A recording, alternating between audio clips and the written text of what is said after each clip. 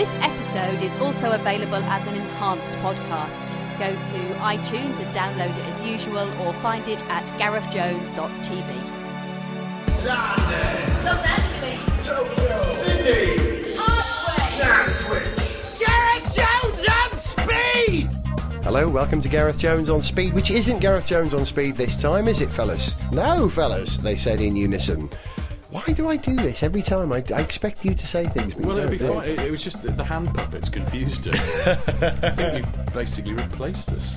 That's Richard Porter, and to my left, or if you're listening on an iPod and you've got the headphones the wrong way around, to my right, Zog, although this is mono, isn't it? We better explain. Richard, you've been off around the world, haven't you, looking at cars? So this is not Gareth Jones on Speed per se, but Richard Porter around the world in how many cars? About 7.5, I think. I don't know. That's close enough. It was going to be 80, but I couldn't think of 80 cars. Tell us where you've been then. You started off by going to the untied States of America? The untied stuff. Yes, the untied States of America. They're not united, are they? Oh, right, I see what you mean. I went to... I'd just been on holiday, so... just be thankful that you're not being made to sit through my photos. But I went to the US, I went to the west coast of the US, and then I went down to Australia, and then I went to Japan. Who get me with my fancy holiday? Well done. And as you're a sad motoring geek like Zog, I think we all are here. and me, and anyone perhaps listening to this show, I want to know in some detail about some of the interesting motor vehicles that you found in foreign markets. I can't imagine anything more pervy. Now, you had a rental car in America, didn't you? Yeah, it was a sort of rental car, but it was kind of a rental car that was rented in the sense of being borrowed off Ford. That's the free rental car. I like that kind of arrangement. Yeah, I was trying to avoid the word free, but yes, it was free. Someone at Ford did me a favour. So I had a Mustang GT coupe. Nice. With a stick shift as well. Wow, that's rare. I know. So what was the engine? It's the 4.6 litre V8. It's about 300 horsepower with a 5-speed stick on it. And Nice motor it's there, an amazing Richard. number of Americans who they get in it and go, how are you getting on with the stick?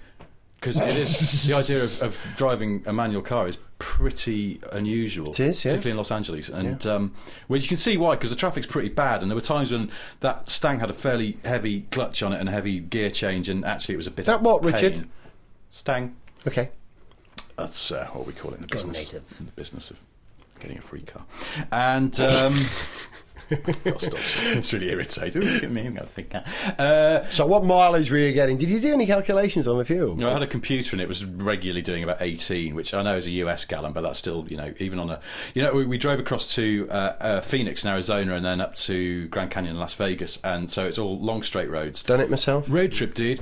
And, yeah, even on the open highway with the cruise on, it was doing 18 to the gallon. It just sucks down juice. This is the interesting thing about the Mustang. This is car one that I wanted to talk about, because technically that Mustang is quite crap. The engine is weak. It doesn't got a feel... lovely badge on the front. It has got a fabulous badge on the front, and it was like Americans really like model years, and the model year always sort of like the 2009 model year is going to come out next month. They seem to get further and further ahead of themselves. So this, I guess, was a 2008 Mustang in this sort of very deep red, with this new style of alloys they put on it, big 5-spoke alloys, not retro, quite modern alloys, but really suited the car. Big ones, like I think they were 18s or 19s maybe. Hang on. And towel for Mr. Jones. And the number of people who would just come up and be like, nice car, man, nice car. But they'd always be like, is it the 2008? Yeah, I think so. Does that make a difference? But it looked fantastic. And we stayed in quite a fancy hotel in Hollywood. Who get me again? When we came back to LA. Oh, come on, we've all done it, darling. And so we pulled up at the hotel, and they valet park it and stuff, and the parking lot out the front of the hotel had some really nice cars in it, like sort of brand new Merc CL, and one day there was a Rolls Phantom there and stuff, so proper nice cars. Yeah. But the valet, and two of the valets, they were like, whoa, awesome car, they really loved the Mustang. They wanted to park that car. Yeah. Even when they saw it got stick shift, I was just thinking, oh God, they're going to stuff it through a wall, because, I guess they don't get a lot of stick cars coming through. But the Americans just love the Stang. It touches a part. I was about to say that, the American psyche. It just makes all their nerves tingle. And it's one of the motoring icons. So here's the thing, it's not a very good car. The engine is weaker than it should be. It's got this very agricultural gear change on it. You can the drivetrain, in a way that I haven't driven a car that does this for years. The thumps and bangs and sort of grinds you can hear, sort of torque moving underneath you through the prop shaft. At speed, the bonnet wobbles in a really unsettling way. It's only because I've driven a Mustang before in this country that I knew they all do that, sir. But the other thing is, it doesn't really handle, especially. It sort of goes round corners. And this one had this brilliant option package that had a limited slip diff on it. And I thought, I'll give it. Yelp! As you're coming out of Rapram. Well, they all do that as well, because like American tyres are sort of last for 100,000 miles, so they're made of marble. So even at sort of 2 miles an hour in a car park, it's like you're in a cop show from the 70s. It rains in California, everyone crashes. Yes, this happened. This happened. On the way back to LA, it sluiced it down. We stopped in this little town where it had the world's biggest thermometer. I love all that stuff. I'm not joking. And a shop. Admit it, you went out of your way to find. Yeah, we did. We pulled off because we needed to. Well, we didn't really need to get some petrol, but we thought we'll go and see the biggest thermometer in the world. Bit of a disappointment. But they also had a shop called Alien Jerky, because it was on the edge of Nevada, so they're milking the whole Area 51 type thing. And then it started to rain as we headed off on the freeway, and we got into LA, and it was absolutely sluicing it down. And I was looking at this Toyota SUV in my mirror, and it was really raining. Proper wipers on regular speed. And this guy seemed to use his wipers about once every 5 minutes, as if he didn't know how the control worked, because he never owned that car when it had rained. And when we got into LA, and people were all over, the driving honestly goes to pot. It's unbelievable how it just, because I guess it's such a rare occurrence, that I didn't actually see an accident. I just saw lots of near accidents and lots of people who were still sort of trying to work out where the headlight control was, because they don't normally drive in the dark. It was just... I've driven... It was like, it was obvious there were going to be some accidents somewhere. It was a kind of relief to get off the road. It was that kind of feeling. I've driven a lot in the United States, especially in California, and ridden motorbikes. And there are two things I always say about driving in California. That first of all, driving in California is very easy. You slot into the system. You don't really need to think. You come to a junction where there's any doubt if it's no entry. It says, stop, wrong way, not this way, some other way, but not this one. Come on, Howard. We get the message. Well-planned traffic system. And it's kind of like plugging into the conveyor belt with your coffee in your automatic car, and it gets you places. It's a mass transit system that moves very slowly and very steadily, but it does tend to move. And the other thing is, you're going to have an accident because of this relaxed I don't attitude. like the sound of this. Because everyone's on their cell phone as well. Yeah, they're on their phone, they're drinking their coffee, they don't have to think about the driving because the system is taking care of it. That's very America, and I mean that in a good way, please. But because of that, they develop responsibility and slam into things. I've been involved in, I think, 3 accidents in America, really? of which none were my fault, and I swear it's occasionally my fault, but it does happen. But it's a great joy if you've got something like a Mustang. I just want to come back to something you said there about America wants to like the Mustang. America believes in the Mustang. It's Americana in a time when America needs Americana. It needs to believe in itself because of its world position. And Ford have taken an awful lot of stick for doing retro cars at the moment. The Ford GT. Well, at the Detroit show they announced the new F-150 pickup. Best-selling car in the world. So, crucial they get it right. It just looks like an update of the old one, but in one way it's spectacularly retro because it still has a leaf spring rear axle. There you go. So, that's fine with America. America likes... We think, what are you doing, Ford? But no, it was a smart move at a smart time. Yeah. I'm very passionate about the Mustang. I've driven Mustangs in America as well, and chosen one because that's what the astronauts used to drive in Florida. So when I was making a film about astronauts in Florida, I needed a Mustang. And I think that's Americana. America loves Americana. Imagine this, the rest of the world loves Americana. Yeah. So imagine how much America loves it. It's its own.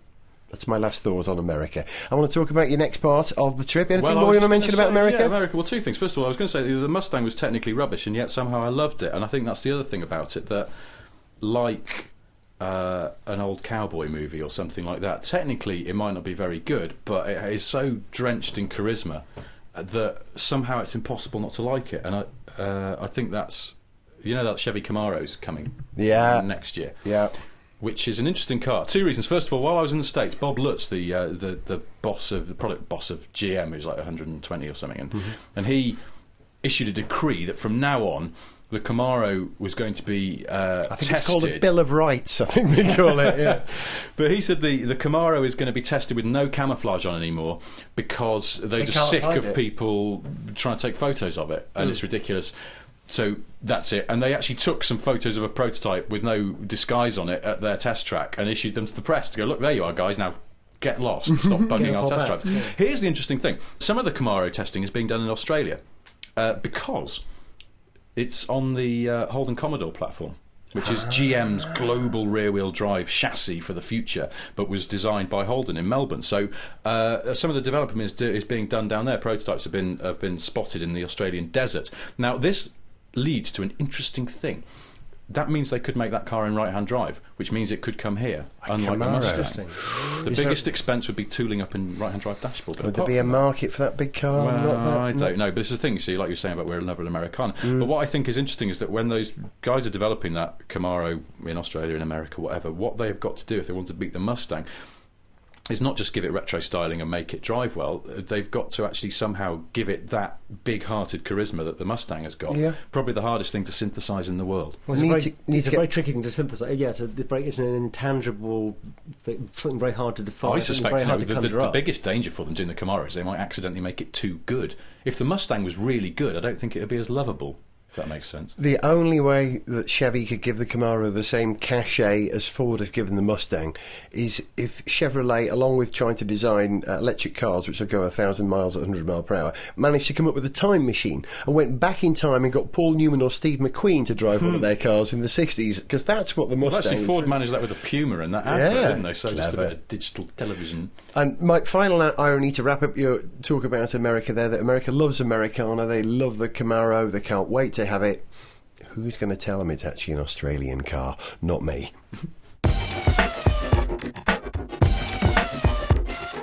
Ladies and gentlemen, will you welcome on the stage Springsteen and Waits.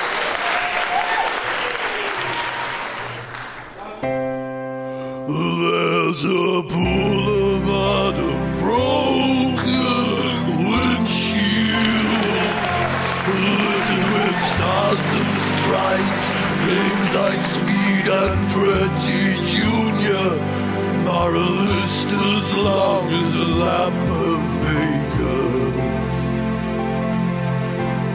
where the drag strip heroes of the 50s and the 70s blind a train with cross-by tires, and the cars have found their buyers by looking like they're on fire, with the flame painted down the side, red, white and yellow. There's a factory in Detroit that is broken, cold and empty, where the lines lie idle and the Teamsters ain't union, like a Catholic now communion, yet the streets still roar with thunder. The foreign just plunder GT40, Dodge Avenger, Cherokee.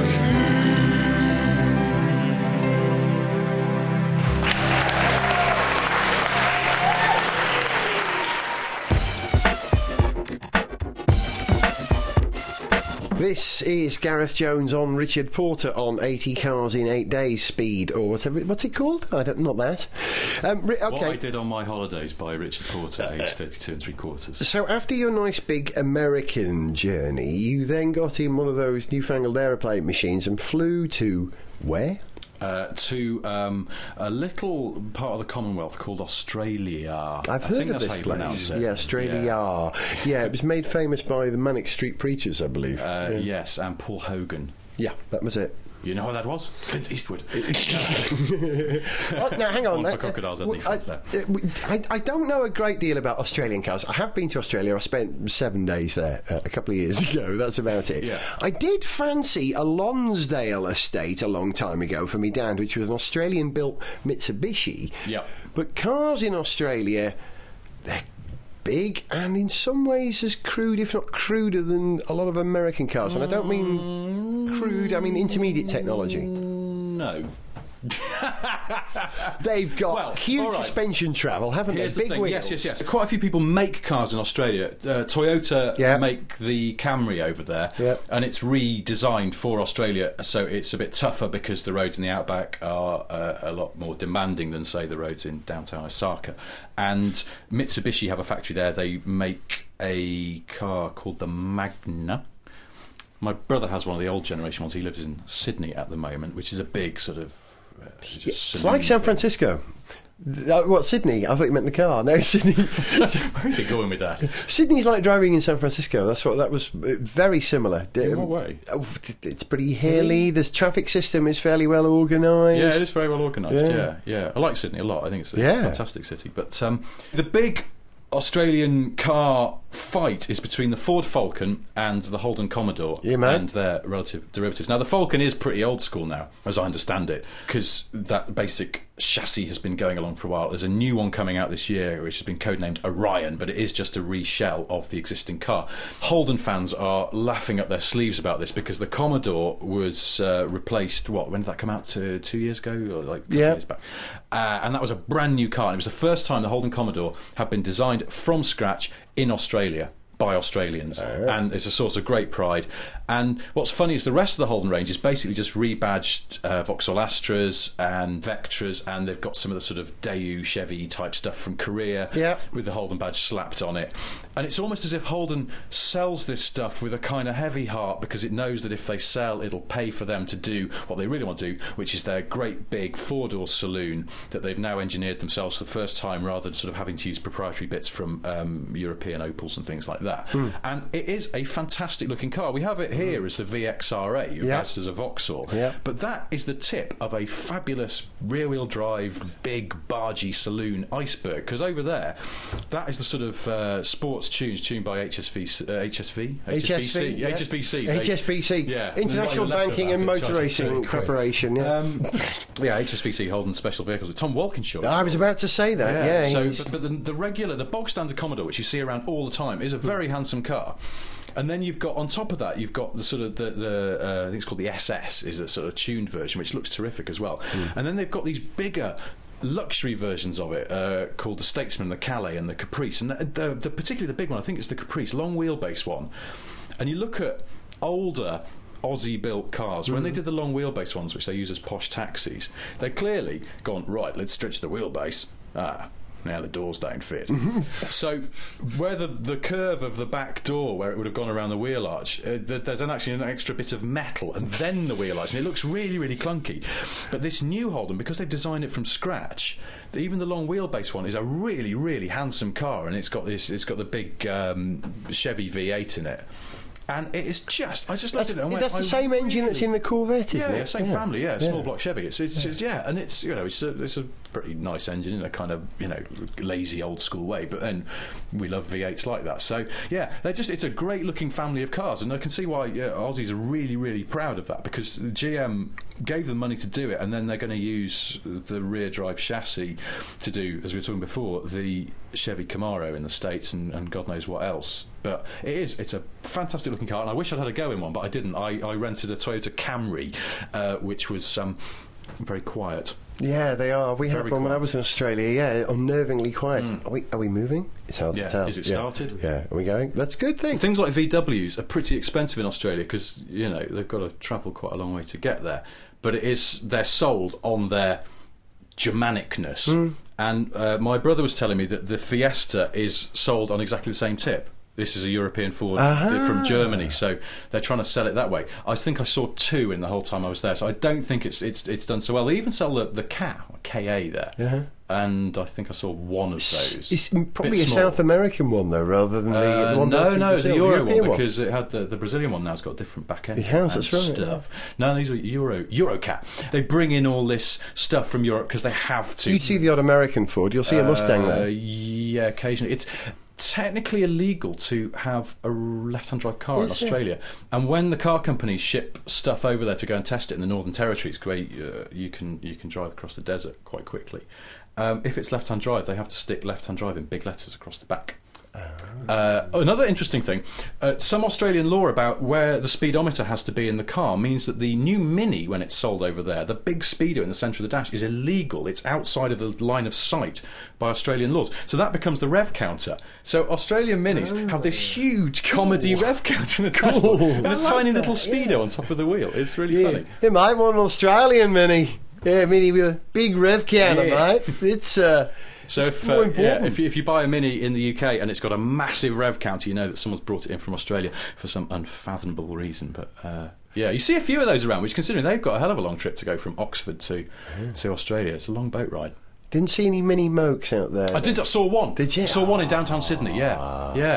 It was they live out in the Commonwealth now. Yeah, basically. It's just, I mean that. You know, get a Barbados or get yourself a Mini Moke. Go straight. Oh, it's a Mini Moke. It's just That's something very warms your heart. You didn't see any. Cars. You didn't see any Austin Rovers of the 1970s beetling around. You see the odd Morris Oxford or the. Do you remember the Austin America? Do you remember that? Yeah. You see those sort of things out there too. I didn't. I saw quite a few Rover 75s. Yeah? Oh, wow. Which is interesting. Yeah. In fact, including one that looked really cool, parked at the curb in Sydney, black, really shiny, in the late afternoon sunshine, looking brilliant, parked outside the Church of Scientology in Sydney, which was...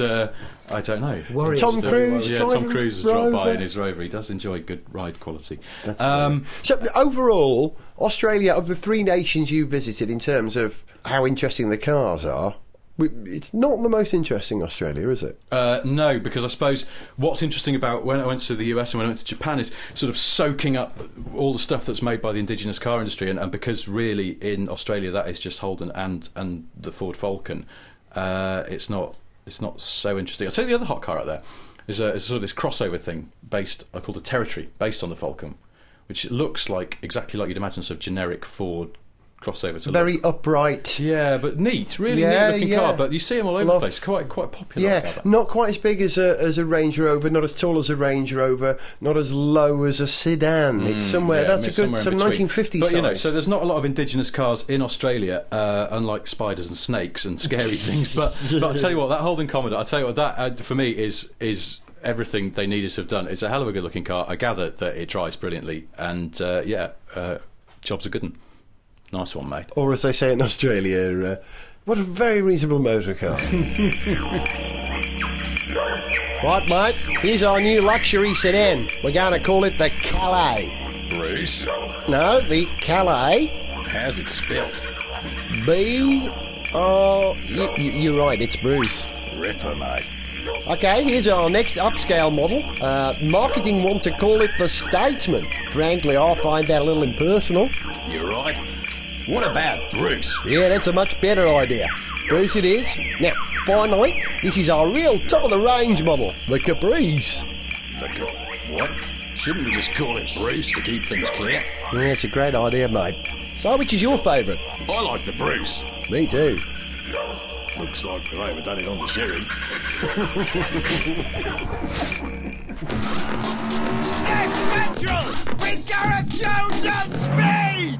And so our journey around the earth brings us to Japan, the exotic East, the Orient, where cars are absolutely brilliant, aren't they, Richard? Yeah, the cars in Japan are nuts. It's like walking down the street is basically just an exercise in colliding with a lamppost every 15 yards. Because there's so much stuff there, and you're like, why is that? What the? Yeah. Why? But that's just stuff you recognise, but at the same time you don't, because it's got a different nose on it, and then the stuff you just don't recognise at all. Some of which looks like and stuff.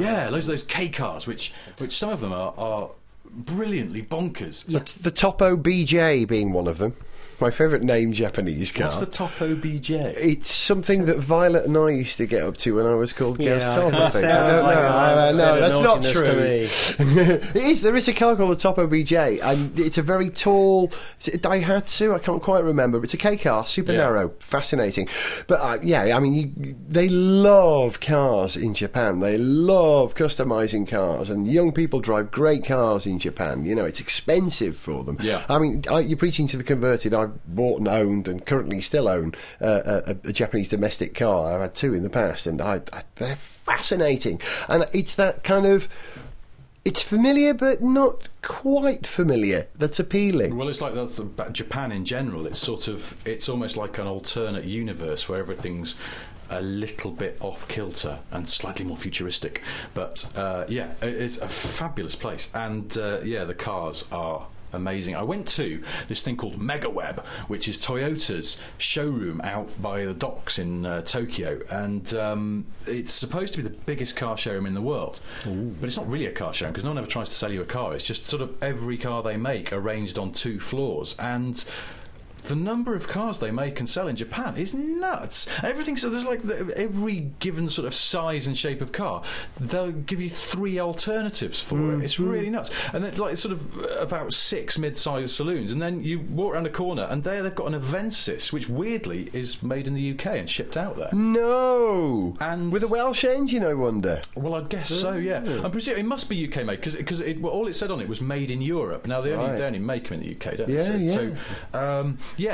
So I buy a car from Derbyshire and North Wales. It's just which in itself is quite strange. But then there's a load of these sort of big saloons. One of my favourites was something called the Mark X or Mark 10, which was a replacement for this sort of very long-lived saloon called the Mark II. So they kind of skipped a load of generations, went straight to Mark 10 with good reason. However. Yes, yeah. But it is probably something in that song. Yeah, I think it's based on the Lexus GS chassis. Yep.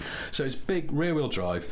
V6 in the front, and it's just a really, really handsome car. Look it up on the internet. Toyota Mark X. It's got a really, really good interior, and if you're going to be super geeky about it, the most astonishingly good door fits. Honestly, you just tap the door and it goes boom, home and shuts. It's just fabulous attention to detail in it. Really good. The only thing I didn't like is that I have this kind of OCD where I really don't like my girlfriend, when we're in the car together, using the air conditioning and stereo controls, because it just throws my world out of kilter. If you're driving, help me, I'm not it's alone your responsibility. Yeah, exactly. I am the pilot. Yeah, exactly. I harbour that rule. I'm sorry. Hands off the music, though. Unfortunately, get the music sorted first, but that is absolutely right. It's just don't stop fiddling. No, why have you turned it off auto? It was doing itself. I hate the climate control. Stop fiddling with it. The Mark X in the top model has, for some reason, the audio controls are on the passenger door. And the main audio system, which has got this brilliant sort of stainless steel frontage on it, but then is hidden behind this flap.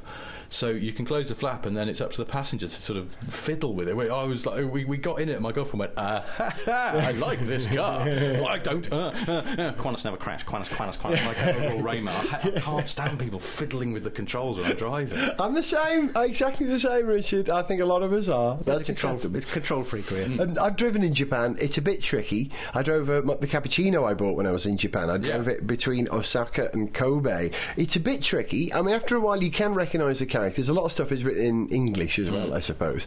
But there's that sense of, my God, it's really alien. It's about as close as you're going to get to an alien culture. Japanese, if you can't read, was it Kenji they call it? I don't know the simplified form. And you're kind of reliant on people translating for you in every way. And yet, there's reassurance in the cars of Japan, where it's familiar. Oh, I know this, and it's a part of Japan that we really understand and appreciate well here in Europe. And Britain was one of the first places to really help Japan launch itself as a car manufacturer in the world. We love Japanese cars. We import Japanese cars over here. Strange oddities. So to be dropped in that land where you're surrounded by all these variations, it's top fun if you're a car geek and you've never considered Japanese cars. I can recommend doing what you did, Richard. It's an eye-opener, isn't it? I would recommend going to Tokyo to anyone.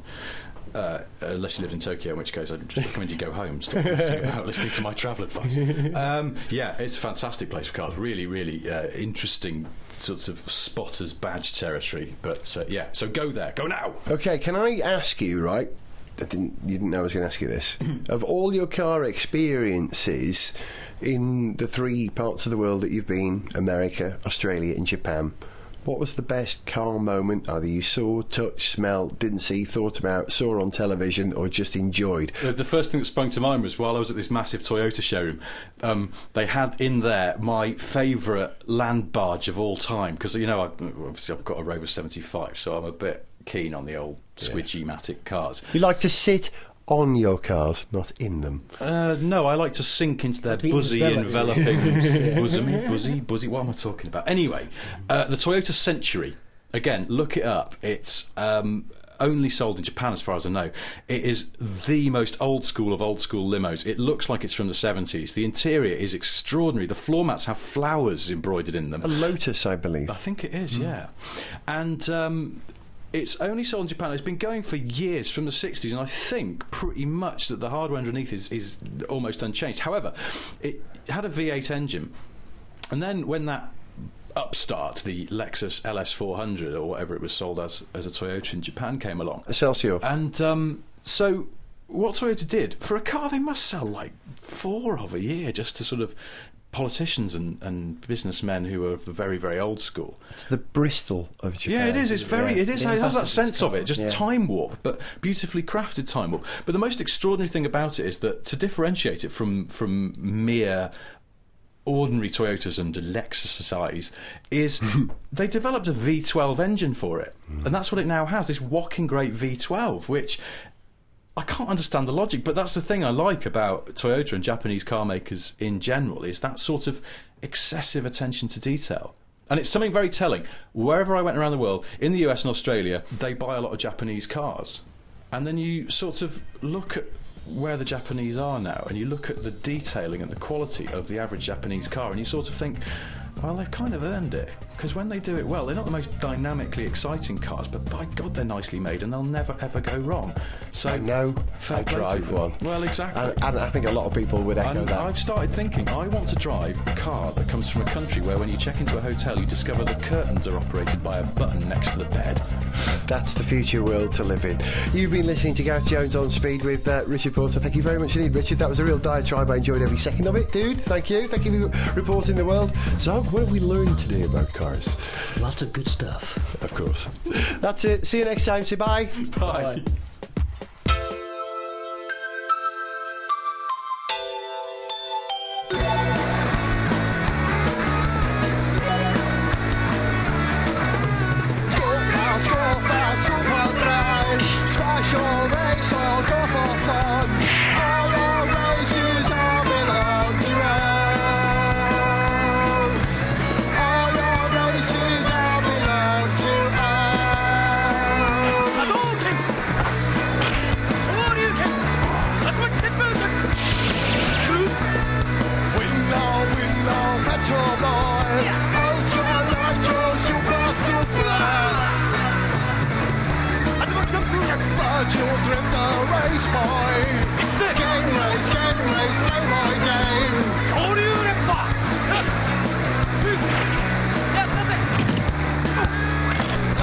Skyline Mega Drive, och vi står för LSX. Listen much, listen much, disco rock. See me drive you high fast go, Mitsubishi GTO.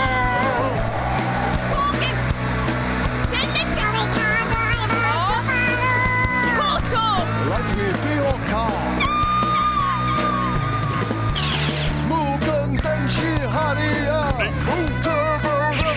Turbo race, turbo drive, turbo ride. Arrive, arrive. Rice, rocky drift, boy, go, go, go.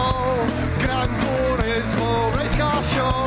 Gran Turismo, go, go, go. Gran Turismo, no, no, no.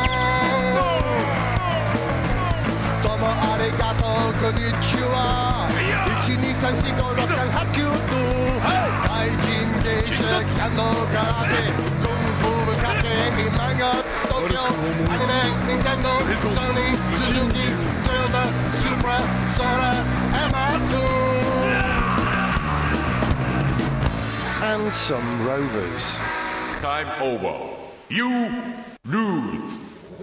You can download and subscribe to Gareth Jones on Speed for free at the iTunes Store. More information at garethjones.tv. This enhanced podcast was made by Whizbang. Oh yes it was, baby.